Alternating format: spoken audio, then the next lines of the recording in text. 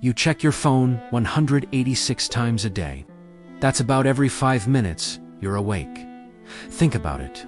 A buzz, a vibration. You grab it instinctively. Your heart races a little. What is it? A text, an email, a like. Most of the time, it's nothing. There's no real reward, just a habit, a tick. You might think you're in control of your phone, but you're not. It owns you. This isn't freedom. It's a form of modern-day slavery. But stick with me. We're going to explore why your brain betrays you like this. And more importantly, how you can finally break free. What's the first thing you do when you wake up? If you're like most people, you reach for your phone, not coffee, not a good morning stretch. You reach for the screen. You start scrolling. News headlines, social media feeds, work emails. All this before your feet even touch the floor. Then you get to work. Ping, a notification pops up. You check it just like that. Your focus is shattered. You're in a meeting, but your mind isn't there. It's wandering, thinking about your feed, about who might have messaged you. You get home for dinner. Your family is talking, sharing their day. You're half listening, but your other half is scrolling, lost in a digital world. Finally, bedtime. But it's not time for sleep.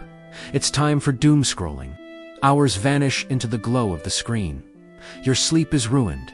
The next day, you wake up tired, and the whole cycle starts all over again. The statistics don't lie, and they're getting worse.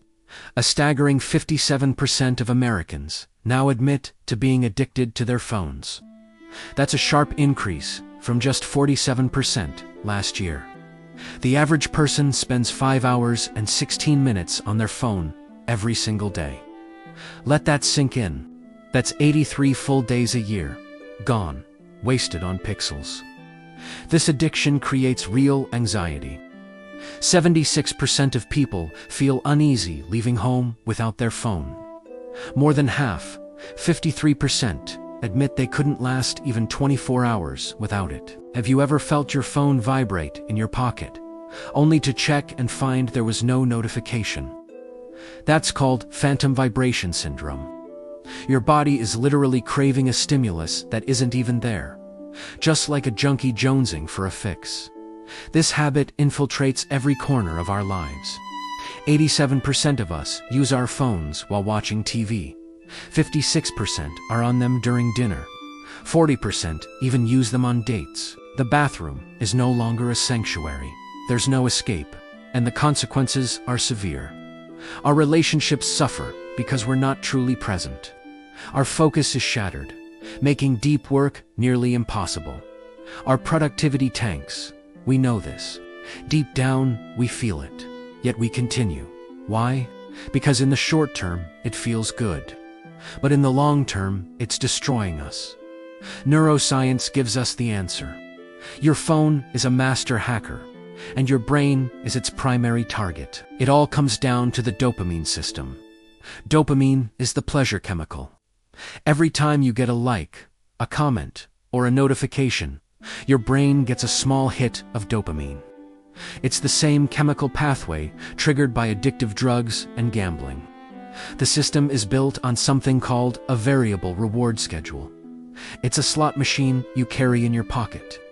You keep pulling the lever, scrolling the feed, hoping for that jackpot of validation or entertainment. It rarely comes, but the occasional small win is enough to keep you hooked, endlessly pulling. The damage is physical. Chronic phone use has been shown to shrink the gray matter in your brain, specifically in the prefrontal cortex. This is the area responsible for impulse control and decision-making. As it weakens, you become more impulsive and make poorer choices. The insula, a region tied to emotional regulation and empathy, is also affected. Its function diminishes. You might find yourself becoming more irritable, more easily distracted. You literally become less empathetic, less human. Resting state fMRI scans reveal more. Excessive phone users react more strongly to social exclusion. When they feel left out, their middle cingulate cortex, the brain's social pain center, lights up more intensely. This means online arguments hurt more, and not getting a reply to a text can feel like a genuine rejection, deepening feelings of isolation. The chemical chaos doesn't stop with dopamine. Your serotonin levels, the brain's mood stabilizer, can also be disrupted. Low serotonin is directly linked to a rise in depression and anxiety. And then there's your sleep. The blue light emitted from your screen suppresses the production of melatonin, the hormone that tells your body it's time to rest. This wrecks your sleep cycle, especially REM sleep, which is crucial for memory consolidation. As a result, you forget more and learn less. There's also a growing link to ADHD-like symptoms. People with a naturally lower dopamine baseline are more prone to seeking the quick fixes a phone provides.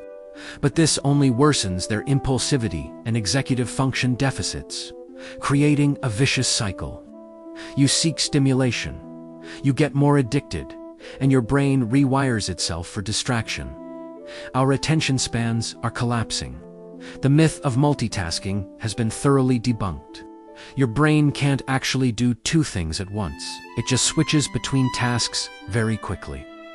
Each switch costs mental energy, and your efficiency plummets by up to 40%.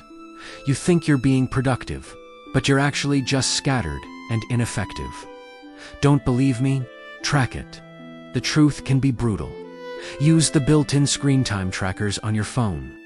See for yourself the hours wasted and which apps are sucking your life away. Instagram, TikTok, YouTube, whatever your vice is, the numbers will shock you. When you see that you check your phone 186 times a day, it's hard to stay in denial. So, how do you reclaim your brain? The first step is to face the facts and set hard limits. Use apps that block your problem apps after you hit your daily quota. No excuses. Your brain will resist at first. The cravings will peak, but you have to push through. Within a few days, your dopamine baseline will begin to reset. Make your bedroom a sacred, phone-free zone.